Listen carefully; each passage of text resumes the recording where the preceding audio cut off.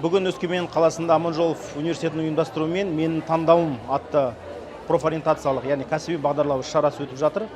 Бұл дәстүрлі деп атап өтсе де болады, себебі өткен жылда осындай іс-шара өткен болатын. Бұның маңыздылығы неде? Себебі өкінішке қарай біздің 11-ші сынып оқушылары, жоғары сынып оқушыларының алдарында тұрған мамандық таңдауды өте көптеген қиындықтар бар. Осындай шаралар олардың өздерінің мамандықтарын саналы түрде таңдауларына өте үлкен септігін тигізеді.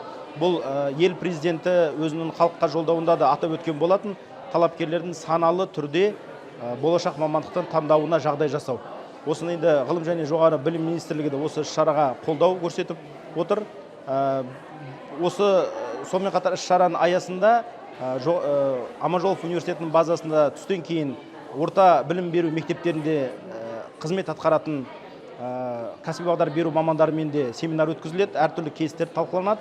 Бұл жердегі де ерекше айтып өту керек, Өскемен қаласы да жалпы өнеркәсіптік бір қала болғаннан кейін, әрине бұл жерде инженерлік мамандықтарды өте ерекше атап өтуге болады. Биылғы жылы жалпы 78 мың грант республикалық бюджеттен бөлініп отыр. Оның әрине басым бөлігі бұл президенттің тапсырмасының аясында техникалық мамандықтарға, яғни инженерлік, техникалық, сонымен IT саласына бөлініп жатыр. Бүгін ертіс концертте үлкен іс-шара, өйткені мектеп бітірушілерін білесіздер, Қасым-Жомарт Кемелұлы Тоқаев кәсіби бағдар жұмысын жолға қоюды ұсынды.